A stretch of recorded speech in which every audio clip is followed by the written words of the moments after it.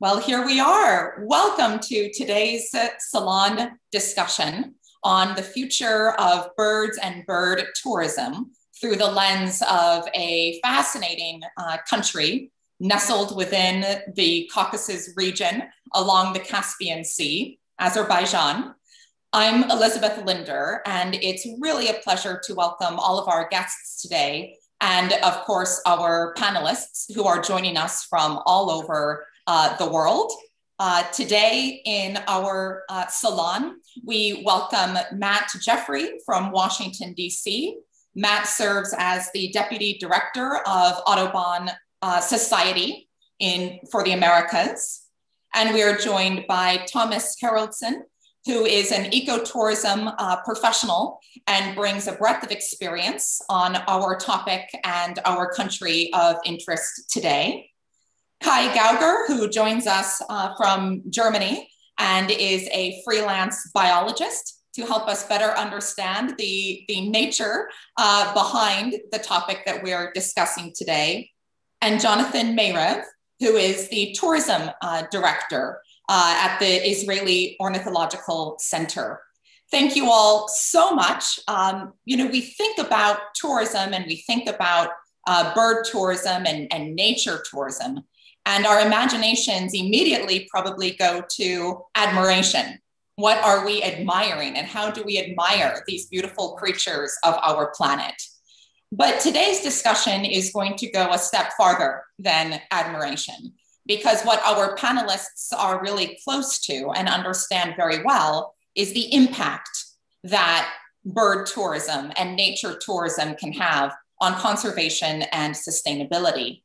When we came together to discuss this topic, we were compelled to take a look and take a closer look at what's going on specifically in Azerbaijan when it comes to the bringing together of tourism and nature tourism and bird tourism with the future of conservation efforts. And that's something that each and every one of our panelists really dedicates the long arc of their careers to.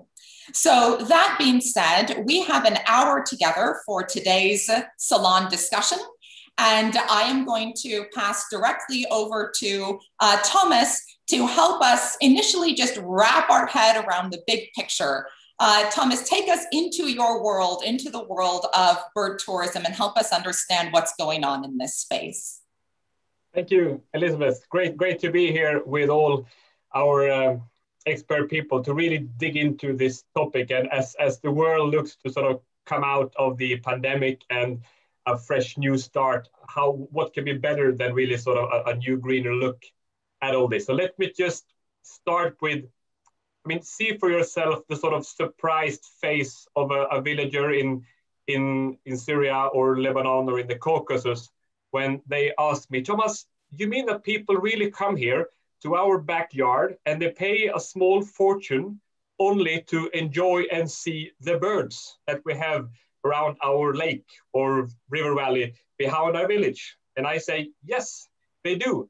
Not for hunting, not for any research, no, for the pure fun and joy. That's what birdwatching and birdwatching tourism is all about. And it takes a few seconds for some people really to sort of, all right, okay, that's really a sort of a narrow niche within tourism or within sort of nature-oriented tourism, but it's picking up really, really fast. And it's a known fact that some countries that are now sort of major destinations like Thailand, for example, before they saw the big boom in tourism, they saw the first sort of adventurers, backpackers, they were divers exploring Southeast Asia decades ago, and birdwatchers. So birdwatchers are known to be pretty sort of independent, adventure-minded people looking to explore new areas of nature and wildlife for which for them is exotic and far from their homes. So birdwatching tourism is at the sort of frontier to explore previously white spots on the map, really. Let me continue then by saying that bird tourism is one of the fastest growing sort of niches or subgroups within tourism. And it's really starting to grow. And when people realize that we are involving lots of people in the destinations and the segment of people traveling, they can afford equipment or a camera, they can travel on very good levels of standard of quality of food, accommodation, and so on. So even a small group of birdwatchers, 8-10 people, can mean a good sort of income for the local economics to where they visit in the Caucasus or wherever they're heading. So it's truly a sort of, they pack a bigger punch than the only the volume itself. And people usually tell me when I take my groups to the Middle East or the Caucasus that, Thomas, birdwatchers are really, they are friendly. They respect our values, our local culture. They are curious to learn.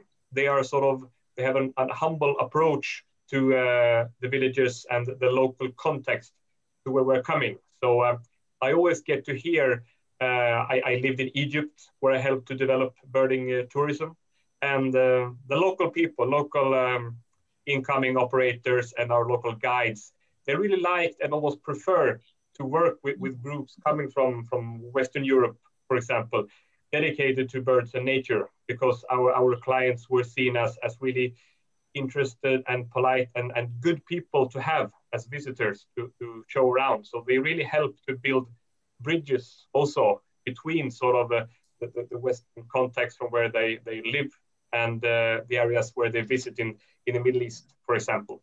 So bird watching tourism has lots of good sort of side effects and side consequences that we can really, really use. And nature conservation is one of them. And this is something, Thomas, you've helped us to understand, of course, the relationship between the locals getting involved in bird tourism and seeing a positive economic lift from that. But then that also inspires a new constituency to get involved in the conservation efforts, which is something that's just incredibly powerful. We can't achieve what we need to achieve in conservation if we're not figuring out that piece of galvanizing a broader network of individuals. Yeah, that's totally correct. And it's quite close to realize that if people travel somewhere far from their homes, they pay good money for it to experience birds, nature, wildlife. Of course, they have a big interest to protect that, to conserve it, to really enjoy it, and so that people after them can enjoy it too. So sort of the tourism and visiting aspects and also the commercial aspect sits very, very close to conservation and the need to protect the very sort of gems that people come to visit. So let's be very careful with the attractions. Without them, people will not come. It's quite easy. Exactly. Well, Tomas, I would love as well to come back to you later in the session to pick up a little bit where you left off on how it is that the types of people that are attracted to bird tourism and that bonding experience, because I know you have a lot of experience with that, bringing together, especially groups of young people in Azerbaijan to bond over the nature there. So before I go there, can you help our guests, for those guests who are not as familiar with Azerbaijan, could you help orient us as to where it is that you spend your time when you lead these expeditions? Some of our guests are completely new to this space and will want to wrap our heads around geographically where we are when we say that we're talking about Azerbaijan and the Caspian Sea and the Caucasus. That's a totally valid question, Elizabeth. There are many people that I talk to, they can't really place Azerbaijan where it is. They have a sort of vague idea of somewhere between, I don't know, the Black Sea and China, really. So Azerbaijan is part of the Caucasus, the three countries in the Caucasus. The other two are Georgia and Armenia. So we are in the very, very sort of southeastern corner of Europe. And we're sitting just by where the sort of forest green dominated parts of Russia, Western Asia, changes slowly into the drier sort of semi-desert areas of the Middle East. The Caucasus sits right on the sort of boundary, sort of the region that attracts lots of biodiversity, lots of different habitats, and that's part of the attraction. So Azerbaijan has seen a quick growth number of birdwatching nature visitors, mainly coming from, I would say, Europe, Western Europe, Northern Europe, some from Russia, some from Israel, some from China, Japan. But I think the majority of interest of volumes are from Western Europe, Northern Europe. And for birdwatchers, the great thing to see, roughly speaking, is that many bird species that come as rarities, as vagrant, as sort of exciting guests to our places in Western Europe, they originate from the Caucasus. They originate from the east. So if you travel to Azerbaijan for a week of birdwatching in May, for example, you can see lots of species that turn up as really exciting rarities at your home patch in the UK or the Netherlands or France or whatever. So it's the same way as sort of tourists travel to, I don't know, there's boardwalks in California to see lots of celebrities in that sense. So the Azerbaijan is super exciting for lots of birdwatchers in Europe, particularly, to go there and see lots of these exclusive rare birds that sometimes turn up at your home patch. It's absolutely fascinating. Some of our guests may not realize that this event is actually part of a salon series looking through all different aspects of cultural and societal diplomacy. And the fact that the birds do migrate, the fact that birds do not necessarily stay in one place, they're crossing over, is just such a beautiful emblem or symbol for this East meets West region that we're in when we're talking about Azerbaijan. Tomas, I'm going to come back to you in a bit to press a bit further on some of the themes that you've raised. Can I first go over to Kai? And Kai, would you help, now that we have this map in front of us and we're orienting ourselves to Azerbaijan, can you elaborate further on really precisely what's going on there and why this particular country is so interesting when it comes to the future of bird tourism and conservation? Yeah, thank you, Elizabeth. I will give you a brief overview of the landscapes and birds of Azerbaijan. And when we planned this panel, I said, oh, okay, it's no problem. I will make 5 minutes. But then finally, I realized that this is not so easy, because this diversity Tomas has already talked about is just what makes Azerbaijan so amazing and such a fascinating country. But I will give my very best to keep it as short as possible. So this is Azerbaijan in the Caucasus, as we heard already, Russia in the north, Georgia, Armenia, a short border with Turkey, and Iran in the south. And here we have the Caspian Sea. The country is mainly dominated by two large mountain ranges, the Greater Caucasus in the north and the Lesser Caucasus in the south. And then we have here the smaller Talish Mountains, and these surround the Kura-Arax lowland, this Trans-Caspian depression.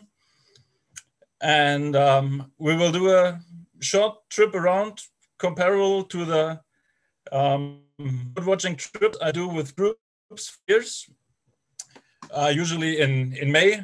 Tomas said that's the best time to go birding in Azerbaijan, in spring, when all the birds are there and singing. And yeah, I will give you, show you a few pictures. But first of all, Azerbaijan, a small country, about 86,000 square kilometers, and about the size of Austria. I compare this. Here we have Baku on the Absheron Peninsula, and this is where we usually start our travel. Baku is a very old city with this symbol, the maiden tower, dating back to the 12th century, with fundaments even much older. And of course, this is always an attraction for the tourists who have the carpet sellers here. You have done a salon about the carpets, and you know that it's a fascinating topic too in Azerbaijan. Baku is also a very modern city. These buildings here, they date back to the beginning beginning of the 20th century during the first oil boom, and they have been lovely restored during the last decade. And yeah, very modern city with all you need and with many people from all over the world meeting there. As soon as you get out to the countryside, it looks much different. You see that we're in an Soviet country formerly, with these old Soviet cars, and the people in the countryside, they mainly live from agriculture, selling the fruits of their gardens along the roadside. Or here we have a roadside bakery selling also the famous levengi, the chickens from the bread oven. And when we talk about food, this is always a very important point on the trips, because we are not only there to enjoy the birds, but also the local cuisine. And I can tell you that usually my guests really love it, all these different kinds of kebabs or this sarge here. And yeah, really a pleasure always.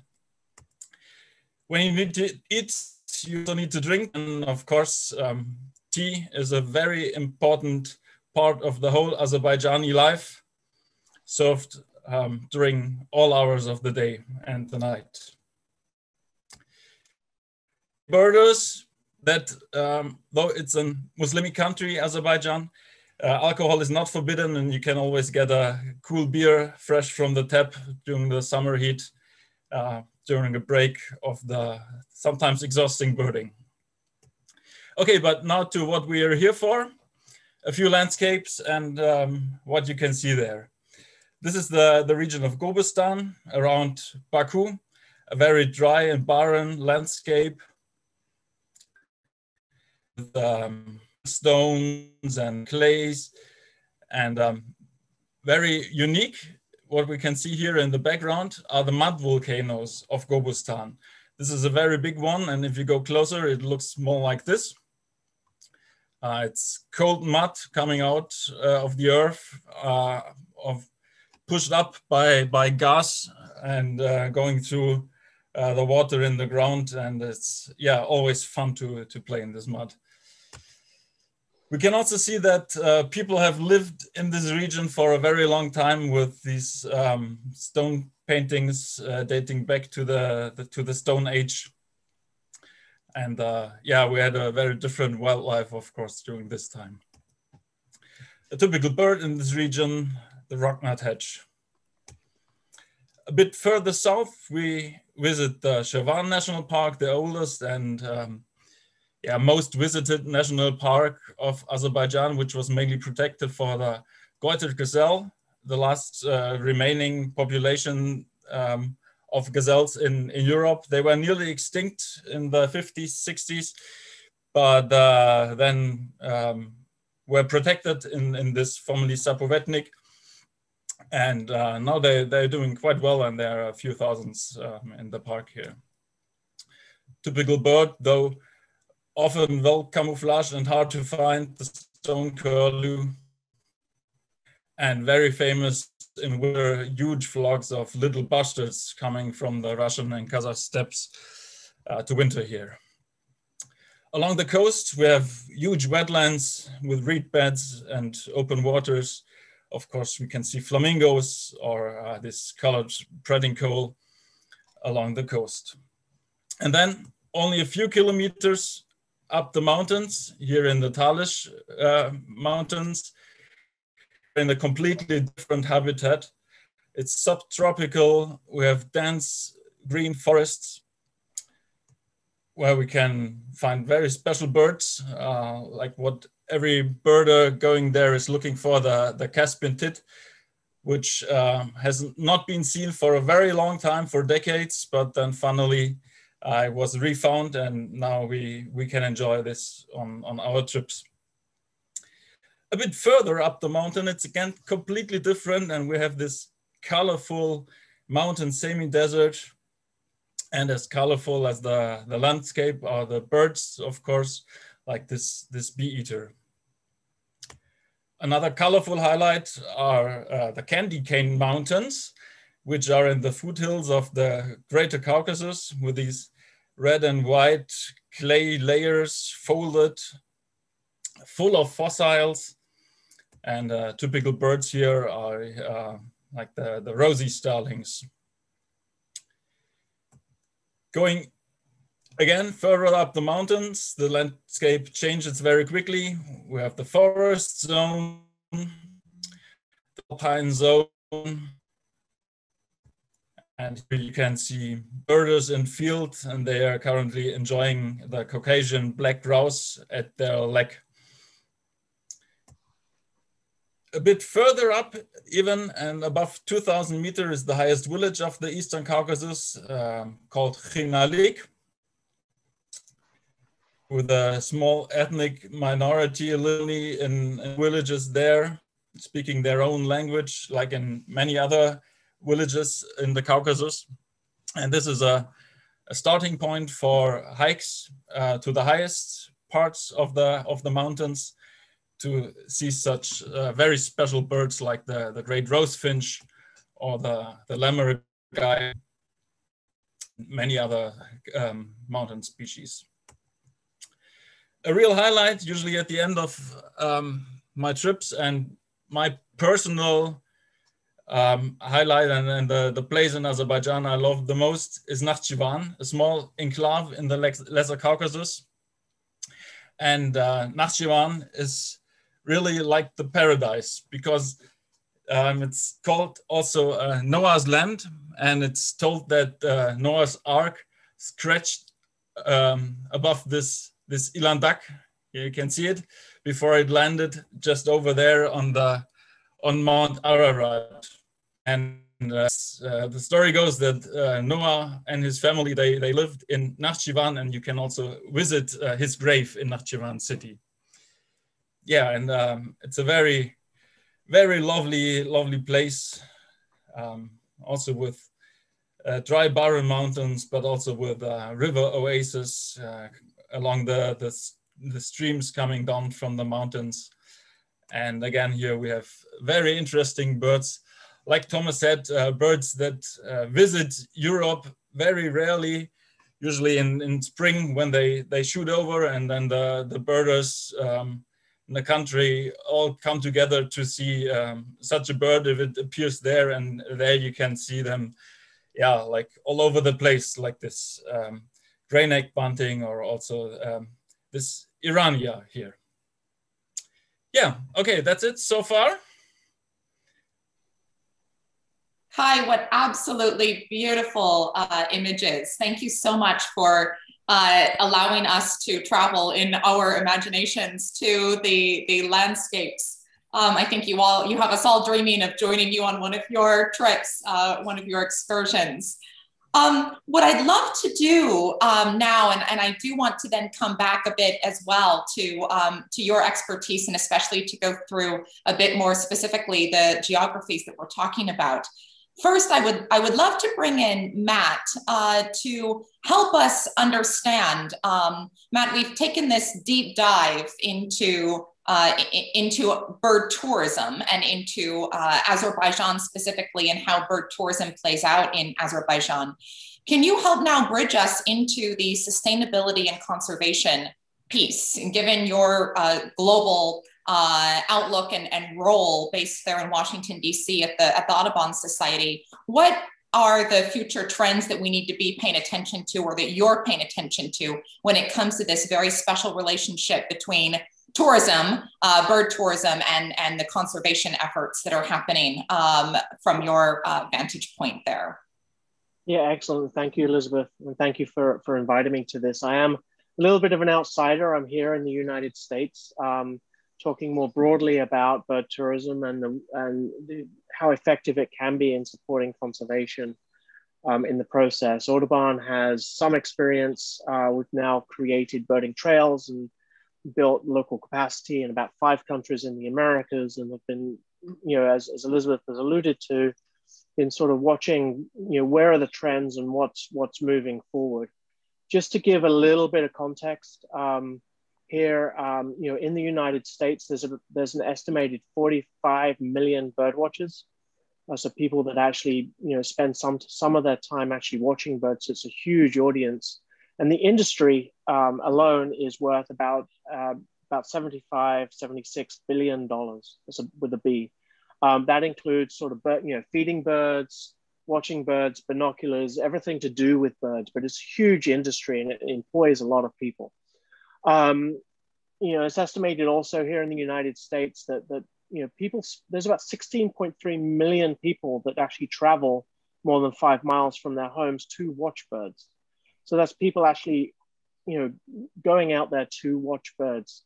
And, you know, there's an estimated $11.6 billion spent on travel to go and see birds. So it's a huge, huge opportunity. And that's not just, you know, those numbers are people traveling within the United States, but also internationally.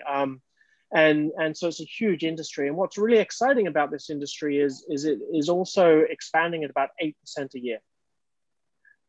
So, you know, it's a huge increase, niche within a niche in the ecotourism market. And that's something that we need to, you know, we're paying a lot of attention to. We're thinking about that as how we engage those people so that they can be effective ambassadors to supporting the conservation on the ground. Because if you're not taking care of the birds, you're not taking care of the local environment. If you're not taking care of the local environment, then people suffer.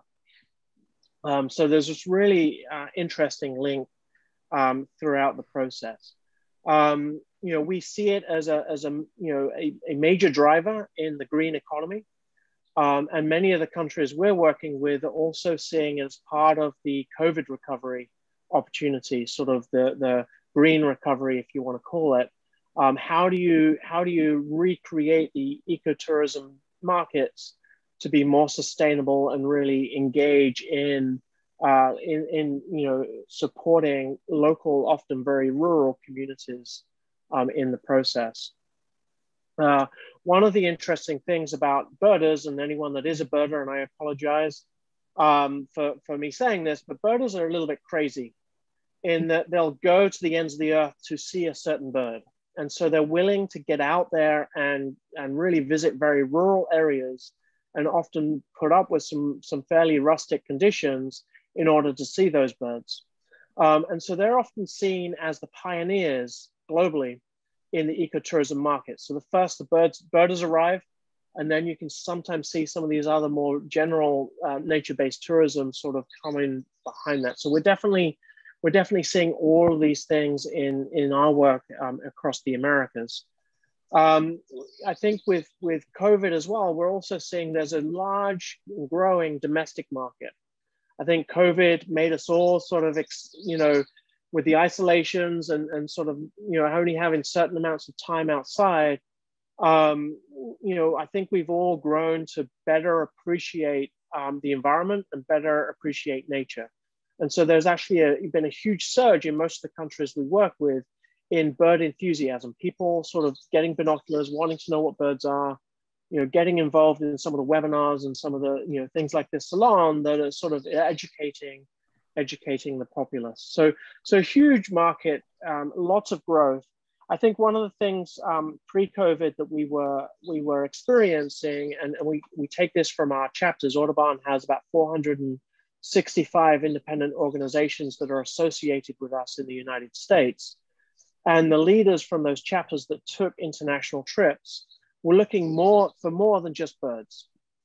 So it's sort of bird plus trips.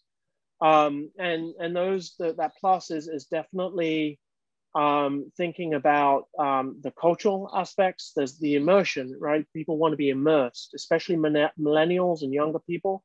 They don't want to just go and see birds anymore. They don't want to just go and do something.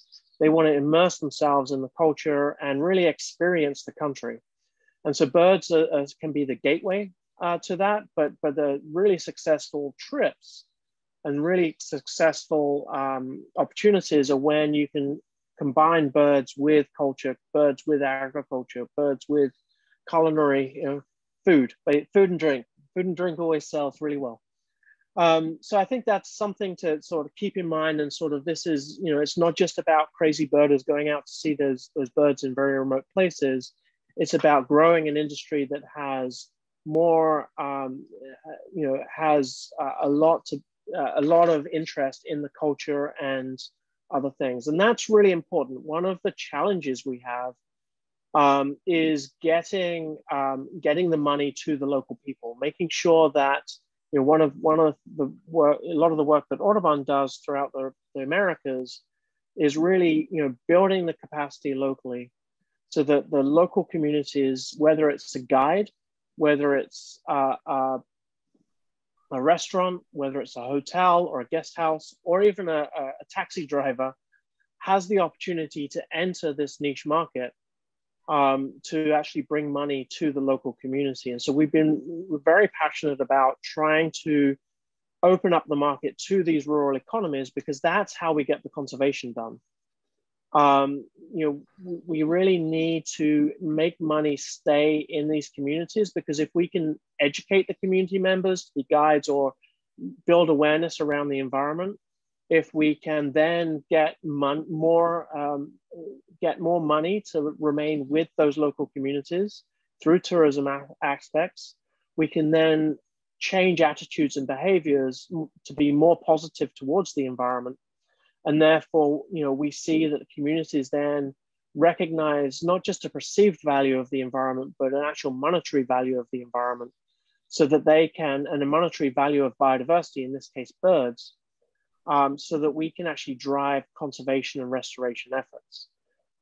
Just a couple of examples. I think we've already heard a couple from Tomas already about some of the sort of conservation outcomes, but what we see time and time again is if we can make that connection with the adult communities, there's like this aha moment as they see the birds connected to money, connected to the environment.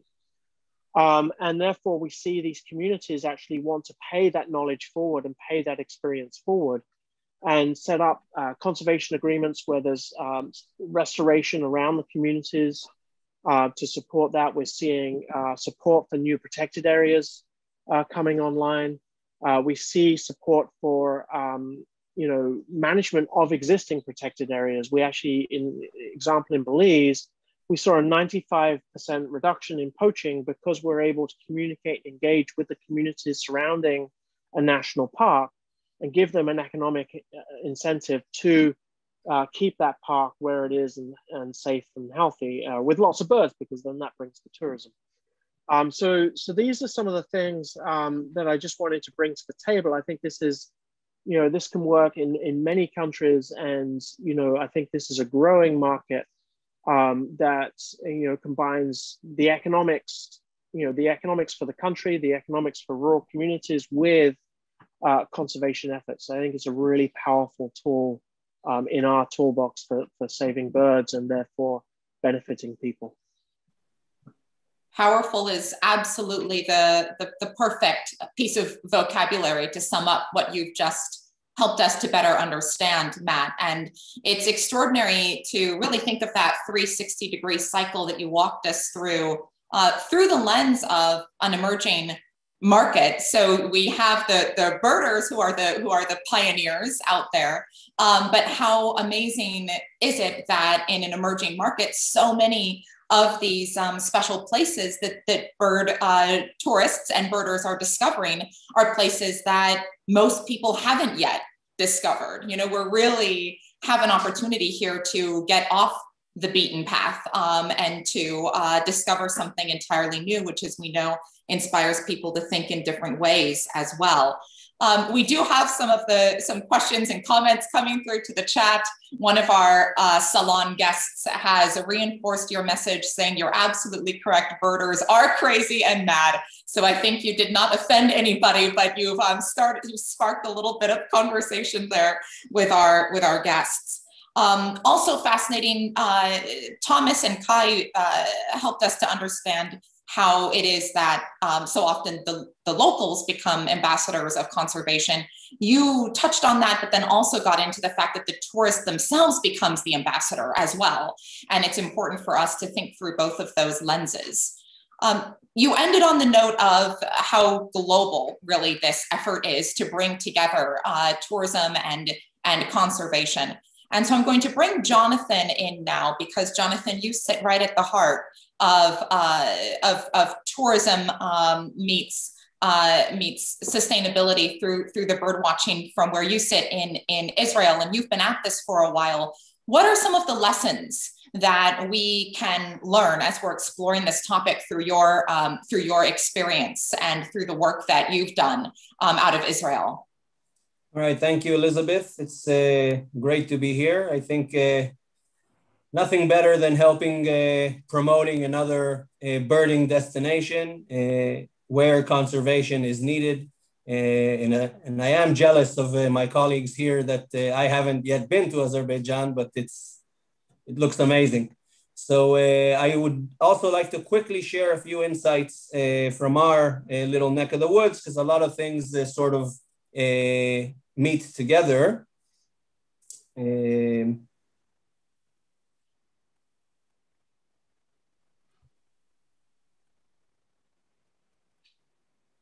Okay, so I think this sort of sums up why birds are so amazing as tools for conservation. And of course, I'm not trying to, turn them into objects when I say tools, but I mean that birds are out there and they're all around us. They're very, very easy to show. They're very, very easy to see. And they're a fantastic porthole to the bigger picture of conservation. I mean, you can show birds to very young kids and get that spark ignited. And there are birds everywhere. So they really are the key. And we just need to package them correctly. I come from an organization called the Society for Protection of Nature in Israel. We are the BirdLife International partner in Israel, and we are the largest environmental NGO in the country. And it's key to point out that we are an NGO, a nonprofit, basically. We are also a nonprofit, but also non-government, which means that we can sort of bang heads with government when it comes to conservation issues. And it does happen, especially in a small country like Israel. I work for a branch called BirdLife Israel. This is what we do: monitoring, outreach, and tourism. I'm the director of our tourism and international events. And Israel is not a hard place to sell when it comes to birds and birding. We have some, besides the amazing migration corridor that Israel is, we also have some very, very charismatic, enigmatic species, which are very high on the wish list of many birders. The McQueen's bustard, desert tawny owl, and even Arabian green bee-eater, which is a garden bird here in Israel. And Israel is known within birders circles for quite many years, since the 80s, really, when birding tourism started to Israel. It was also a very adventurous thing in the beginning. The amazing potential of Israeli birding was actually, the word was spread out to the world by foreigners that traveled to Israel on their own during the 80s and 90s and found out what an amazing country it is for bird watching. From our point of view, we started sort of tapping this niche of birding tourists coming to Israel in the late 90s and then again in the early 2000s. And we decided to sort of put together events to attract people to come to one specific location at prime migration time. And that's how we came up with our festivals. The Eilat Bird Festival was the first, a very simple program where we found a nice place of accommodation in Eilat, which is sort of the mecca of birding in the Western Palearctic. Basically, nice facilities, a few good guides, and a very mouth-watering bird program. Basically, it's an affordable week package. And we started basically promoting it around the world to those same markets that are now exploring other places around the world. We, of course, benefited from the actual attendees to the Eilat Birds Festival, but the interesting thing was the ripple effect that it caused. We had people buying our packages, but they also followed the fact that the festival happens there and then, and they decided to book their own holidays parallel to the festival. And so we would deal with 100 or so birders, but around us were 1,000 more that visited the country at the same time, basically understanding the potential of the country. This is just a snapshot of an outing to the Israeli deserts from one of the first Eilat festivals. And from the festivals, we decided to approach, Matt mentioned the potential of birding tourism worldwide. And this is led by, I think, a good few dozen strong birding tour companies internationally, some very strong ones in the US and Canada, North America, but also in Europe, companies that are basically dedicated to bringing birders to cool places around the world to watch birds. We approached these companies and told them, look, we can offer you an amazing package to come birding in Israel and spend your money with us because we are a conservation NGO. So basically, not only are you spending money and get amazing service, but also your money goes to protecting the very same birds and habitats where you are spending your time. So that again is a very strong connection between the fun, dynamic birding and the actual core of conservation. We now, we've been through it for over 10 years now. We've got it down to, well, I wouldn't say to an art, but it's a very, very strong generator of funds for us, our avian tourism. And we offer programs from several hours to several days, whether it's people coming for business for 3 days and want to sneak out for a couple of hours of birding, or all the way down to full birding in programs and professional birding tours. We also do other nature tours. Israel is fantastic for mammals, and I'm sure Azerbaijan has other things to offer besides just birds. So the more you branch out, the more people you will catch, if you may. More people are interested. SPNI, our organization, does it all in-house, which makes it very beneficial for us. My tour leaders are people which this is what they do. So the money stays within the cycle. We manage our own websites and social media, and we put a large emphasis on international presence. It's very, very important to be in the big events like the British Bird Fair and to tap into that strong market, which is North America. I personally go there every year, well, pre-COVID, every year, spend some time giving presentations, meeting with bird clubs, promoting birding in our part of the world. It's very, very important and very easy to do.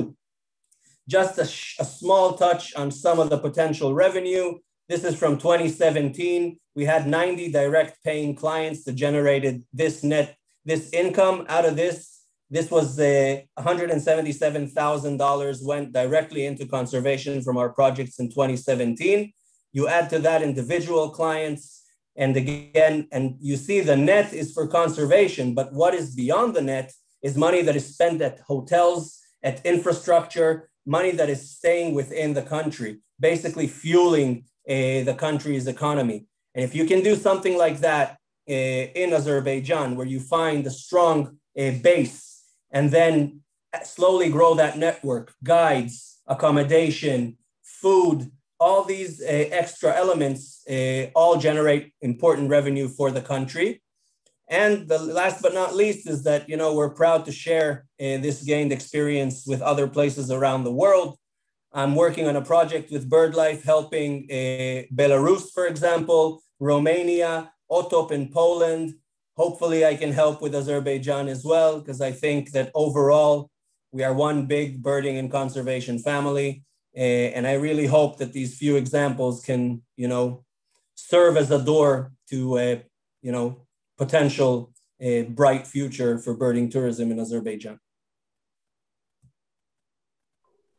Brilliant, Jonathan. Well, thank you so much. And isn't it just wonderful to think about these spaces like the future of conservation, where we really can work together as a global community to look after each other and look after the very special wildlife around the world and across the planet.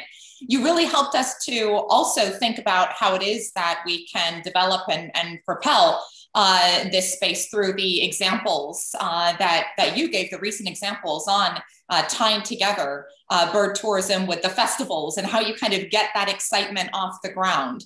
I know that there's quite a bit going on at the Azerbaijan Tourism Board to think about how it is that we integrate some of these various spaces together. And so those examples are just critical to share, as you say, the learning. Just fantastic. We have a couple of questions that have come into our panelists, and some of them actually are individuals looking to see specifically when our panelists would recommend a trip to Azerbaijan. So I just wanted to quickly share that from the chat, and then I'm going to come back to Kai and Tomas to help us understand a very specific spot in Azerbaijan where bird watching takes place. So the question on the prime migration window time in Azerbaijan, Kai and Tomas help us to understand that the peak experience would be probably April and May for the spring, and October through to mid-November for the autumn. So those are certainly times when we would think about booking our travel post-COVID to Azerbaijan to have some of these experiences. Kai and Tomas, can I come over perhaps initially to you, Kai, and then to Tomas? I understand there's a very, very special corner of Azerbaijan, Beshbarmag, that you have spent some time in recently. Can you help us understand what's going on there and why we all need to pay so much attention to this particular location?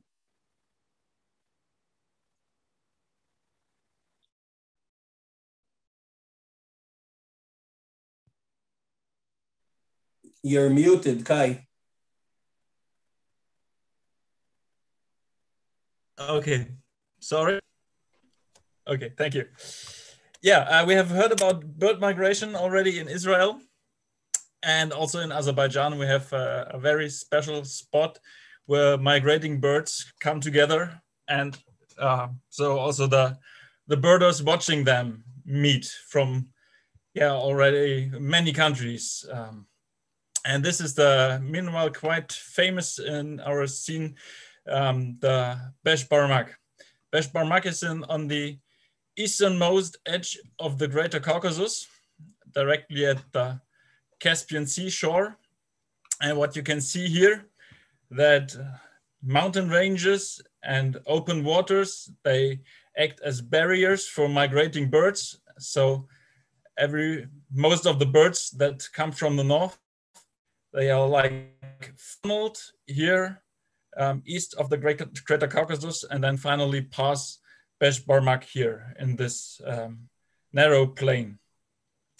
We have all kinds of birds there, about 300 bird species recorded there, ducks and gulls and pelicans and eagles, little bustards. We have seen them in Shirvan in wintertime, and they also pass Beshbarmag, sometimes in huge flocks. If the weather fits and there's snow coming from the north, then they all migrate at the same time, and this is really impressive. Yeah, and just a few numbers and birds. So we have 8 species with over 100,000 individuals in one season in autumn, more than 20 with more than 10,000, and a long list of others that are quite common. And the importance of this flyway at Beshbarmag can be shown by this percentage of either the world or the flyway population. So we have many species there which pass in a high number of their either world or flyway population at this place. So it makes this very important for conservation. And it's a good place for monitoring these birds, because often they breed in huge areas where it's hard to treat. They're not, but if you count them at a specific place where many of them pass, it's easier by logistics, and you can much easier see trends in their population if they are increasing or decreasing. Yeah, so that's it. And this is how it looks like here in the summer heat, starting in August, when the terns and the waders are migrating over the Caspian Sea. And this was during our full season count in autumn 2018, and it was really crowded there with Beshbarmak in the background, and we had more than 100 people from Europe visiting us, helping with accounts or just enjoying the migration. And this is what we hope for in the future, that best would be every year people come and visit this place and enjoy the bird migration, and together with the local community, and bring this place forward. Yeah. What a fantastic story, and what a wonderful idea as well, to think of going to a place like Besh as an annual tradition, as something you do every year to see this extraordinary event. Tomas, can I come over to you? Would you help us to, first of all, I'd love to hear how it is that you first got involved and fell in love with Azerbaijan and bird tourism in Azerbaijan. And perhaps you can also elaborate a little bit on some of the experiences that you've had with some of the groups you've brought in, especially with introducing bird tourism to younger audiences. We know from Matt that that's one of the trends we're seeing, are younger people really embracing bird tourism. And Kai, if you want to stop sharing your screen, then we'll be able to see a little bit better. Thank you. Yeah, that's for Tomas now here. Oh, sorry. Thank you. Yeah, thank you. Super. Wow. Yeah. Kai, I'm just going to let my goosebumps quieten down a bit here. I've seen those numbers and photos many times, and I've been to Besh at 10 plus visits, and it's such a place. You're totally bitten by the bug. And every Swedish or Scandinavian birder I talk to who have been there, they're just, I need to go again and again. So Beshbarmak, it's such a treasure. It's such a national treasure for the Azerbaijani. I mean, it's part of their heritage, really. But at the first look, it's not quite, I mean, it's not a protected area. It's not even it's just recently been declared a kind of state nature reserve, but that's very recent, like a year ago. So up until then, the place has not been protected or not sort of formally recognized for any particular value until Kai and Misha and their friends discovered Besh slowly as 12, 13 years ago. And things really started to pick up speed 5, 6 years ago as we started to bring together young people to this. This is a theater of Mother Nature, really. I mean, imagine to yourself, we've counted 250,000 birds in one day, more than 200,000 individuals several times. And you regularly see more than 100 different species at this one site in one day, 100 different species. And that for most European or any foreign birdwatcher is just mind-blowing. But it's quite easy to sort of package and sell this place. And we have arranged a number of bird camps. We initiated this bird camp sort of concept 5 years ago and brought together young Germans, Azerbaijanis, Swedes, UK, young birdwatchers to come together around the campfire, really. And the campfire was not only the sort of physical one, but also the idea of birdwatching, nature conservation interest. And what place better than Beshbarmak, where you can enjoy such volumes, such a diversity at this undiscovered place, really, in Azerbaijan that many sort of foreigners or Westerners have heard of. So it was sort of an exciting, we're breaking new ground, discovering a new way, really. And this place where we're turning up the sort of value. The peak autumn so far, 2018, we saw tens of thousands of dollars put into the local economy in terms of drivers getting employment, the hotel we used, lots of young guides, lots of visitors and so on. So we really have to spin a lot of good sort of side effects and consequences that is presented to us by this spectacle of Mother Nature, really. So here we have a rural Azerbaijan that has sort of few opportunities for young people. But then when we show this place, we got lots of visits from young biologists, students, ecologists from the Baku State University. So we're helping them to see that this is a way to perhaps get into ecology studies, a higher career. We have also started an exchange program. We get local young Azerbaijani talents to Western bird observatories for an exchange period to return with new perspectives, new experience. And as we talk to local officials, to the local authorities, and we explain that this place has a huge value in terms of bird migration, both the sort of scientific research part, but also in terms of tourism. This is a flagship to attract people, bird and nature lovers, to come to Azerbaijan. So this is really now starting to sort of take a good foothold. And even though there's a highway construction running along the Caspian Sea, connecting the Russian and Iranian markets through Azerbaijan, we still hope that this can sort of coexist together with the opportunities to enjoy bird migration at this very, very special place. It's one of the most unique places for mass bird migration in entire Eurasia, really. So the sort of, the value of this place cannot be underestimated when looking into what we are trying to build here together in Azerbaijan and the Caucasus. And that really underscores back to Jonathan's point about how global all of this is.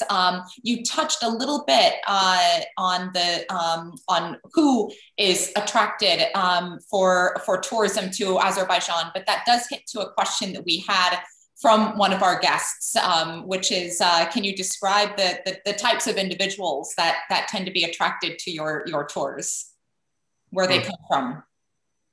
I think so far it's mainly been West European countries. The birdwatchers have come from there. It's a little, but I think slowly growing component from Russia, from China, from Israel, perhaps a few. Perhaps Jonathan need to correct me there, but so far the volumes has been from France, Germany, Scandinavia, UK, Spain, those countries, as far as I know. Maybe Kai and Jonathan can complete that picture. Anything to add, Kai or Jonathan, on that point? No, that's it. It's I usually had, or for many years, I had groups from Germany, and then there were others from Sweden and Denmark. Together with Tomas, we arranged a Swedish group, and there have been others from France. And yeah, it's mainly Western Europe so far. Well, it's time to crack the North American market. I mean, it's you know. Yeah, really. There you go. Well, speaking of North America, we're just coming up at the top of the hour, but Matt, can I just briefly come back to you to, you did mention the latest trends in who tends to be attracted to bird tourism and bird watching, but what are you doing at Audubon to encourage young people to get involved? Or are there any other notes on the trends that you're seeing that can help us understand how this space might evolve in Azerbaijan? So I think there are two things, right? One is the people getting involved in the process, and then there's those that are traveling. It costs money to travel. Young people tend not to have any. So we do see an older demographic that tends to travel, especially expensive, longer journeys. So if you're gearing towards getting people there, then you're probably gearing towards that middle-aged to older people, mainly white, that have the time availability and the money to actually get out there and do it. Younger people, though, are heavily engaged. In the US, we have a lot of universities are now coming together and creating their own chapters and their own enthusiasm at a younger stage. We're trying to marry those together with our older groups, so that we have sort of a continuity, obviously education up through. Just with fundraising and anything else, we need to create the pipeline so that you're engaging people when they're young, sort of 6th or 7th grade. And then you're able to follow them through their university careers, and then into keep them engaged in the conservation and traveling through that process. We see a lot of, we're at the stage now where we're seeing those kids that were introduced to many of these concepts in elementary and middle schools or primary schools, coming back around. They're now being employed. They're now sort of driving the industry. They're now, decision makers often that have a role to play. And because they have that early life experience with birds and with nature, they're able, increasingly able to bring that to the table in important decision making that really helps us. So I think, if you're looking for the people that are going to travel tomorrow, you're probably looking for older people. But I think we're seeing, a lot of millennials, a lot of younger people wanting to travel, but getting a much more immersive experience than just birds. Understood. And we have one of our salon guests has written into us to say there have been at least 2 individuals who have traveled to Azerbaijan from Canada. So a shout out to the Canadian tourists who have spent some time in Azerbaijan, and I hope you had a wonderful experience. Tomas referred to the bird migration in Azerbaijan as serving as a national treasure. And I think that's just such an exquisite way to describe what we've been talking about today. We've touched on the economic impact of bird tourism and on the future of conservation and sustainability. We've learned the lessons from Matt and Jonathan on how you see this playing out in your geographical theaters. It's just so exciting to think about how it is that tourism and nature can come together to support economic interests long-term of a country that is rapidly growing and expanding its tourism portfolio. So with that, and on behalf of the Azerbaijan Tourism Board, thank you so much to all of our panelists. Thank you to Tomas and to Kai, to Jonathan and to Matt for joining us from all over the world. The brilliance of a virtual salon, we can join from everywhere in the world together to explore the topic.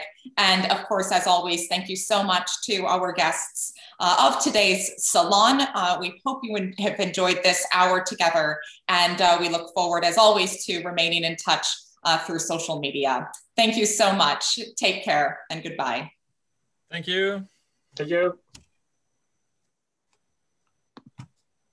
Thank you.